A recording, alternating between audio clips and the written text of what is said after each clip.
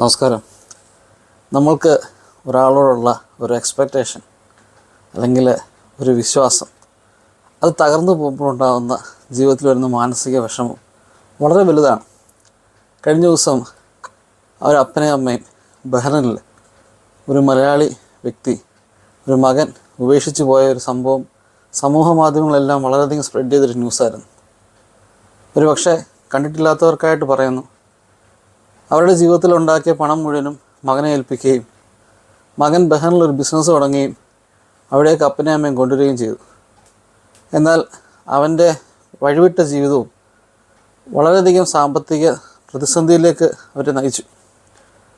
യാതൊരുമായ രീതിയിലുള്ള കണക്കോ കാര്യങ്ങളോ നോക്കാതെ മോശമായപ്പെട്ട രീതിയിൽ കൂടി തന്നെ ആയിരിക്കും പോയത്.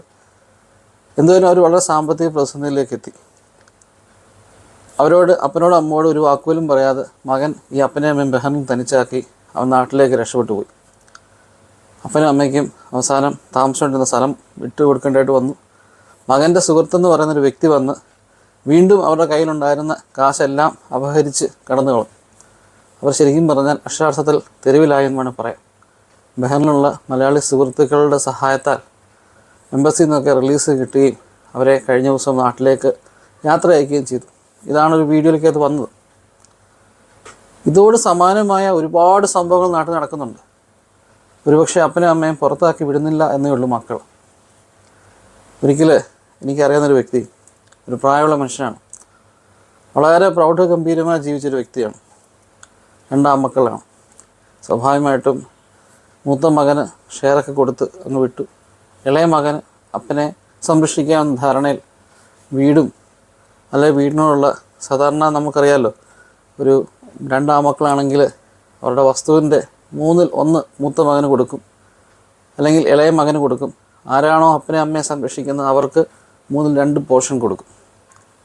അങ്ങനെ ഇളയ മകൻ അപ്പനെ അമ്മയെ സംരക്ഷിക്കാനായിട്ട് മുന്നോട്ട് വന്നു. അപ്പോൾ 2/3 പോർഷൻ അവനാണ് കിട്ടിയത്. കാരണം കൂടുതൽ സ്വത്ത് അവനാണ് കിട്ടിയിരിക്കുന്നത്. ആദ്യ കുറച്ച് കാലങ്ങളൊക്കെ വളരെ രസകരമായിട്ട് അവർ പോയെങ്കിലും പിന്നീട് വളരെ മോശപ്പെട്ട രീതിയിലുള്ള സഹകരണവും അല്ലെങ്കിൽ മോശപ്പെട്ട രീതിയിലുള്ള സംഭാഷണമൊക്കെ ആയി മകൻ്റെയും മരുമകളുടെയും ഭാഗത്തും. അപ്പനും അമ്മയ്ക്കും തിരിച്ച് മൂത്ത മകൻ്റെ അടുത്ത് പോകണമെന്നുണ്ട്. പക്ഷെങ്കിൽ അവരുടെ ആ ഒരു മാനസികാവസ്ഥയിൽ അത് അവർക്ക് പറ്റിയില്ല. ഈ സമയത്താണ് ഞാൻ ഈ പ്രായമായ വ്യക്തിയെ കാണുന്നത്. ഞാൻ നാട്ടിൽ പോയ സമയത്ത് വെറുതെ ഒരു യാത്ര ചെയ്ത കൂട്ടത്തിൽ എനിക്ക് അദ്ദേഹത്തെ അറിയാമായിരുന്നു. അങ്ങനെ കയറി കണ്ടാണ്. അപ്പം ഞാനവിടെ ചെല്ലുമ്പം തന്നെ ഈ ഇളയ മകന് അത്ര ഇഷ്ടപ്പെട്ടിട്ടില്ല. ഞാൻ പുറത്തുനിന്ന് ഒരാൾ വന്ന് അപ്പനെ കാണുന്നത് അവർക്ക് താല്പര്യമായിരിക്കാം.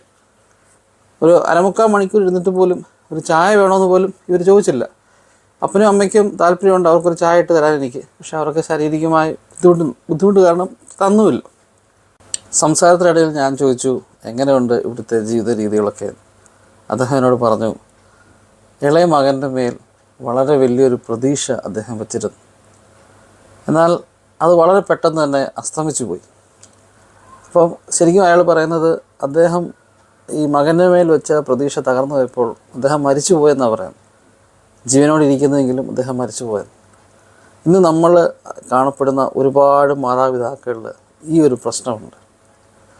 മക്കളുടെ മേൽ വിശ്വസിച്ച് നമ്മുടെ കയ്യിൽ അധ്വാനിച്ചുണ്ടാക്കുന്ന പണം മുഴുവൻ ഏൽപ്പിക്കുകയും അവരത് വേണ്ട വിധം കൈകാര്യം ചെയ്യണം നിർബന്ധമൊന്നുമില്ല. ഞാൻ പലപ്പോഴും പറയുന്ന എൻ്റെ പല വീഡിയോസിലും ഞാൻ പറഞ്ഞിട്ടുള്ളൊരു കാര്യമാണ്, നമ്മൾ അധ്വാനിക്കുന്ന പണത്തിൻ്റെ ഒരു 10% നമ്മുടെ കയ്യിൽ എപ്പോഴും സുരക്ഷിതമായിരിക്കണം. അതിന് എത്ര വലിയ ബുദ്ധിമുട്ടാണെന്ന് പറഞ്ഞാലും അത് മറ്റൊരാളിലേക്ക് കൈമാറി കൊടുക്കാൻ പാടില്ല. നമ്മുടെ മരണശേഷം നമ്മളത് മറ്റുള്ളവർക്ക് കൊടുക്കുക. ആ പണം എപ്പോഴും സൂക്ഷിക്കുക. കാരണം ആരാണ് എപ്പോഴാണ് അവരുടെ സ്വഭാവം മാറുന്നത് നമുക്ക് പറയാൻ പറ്റില്ല. Thank you.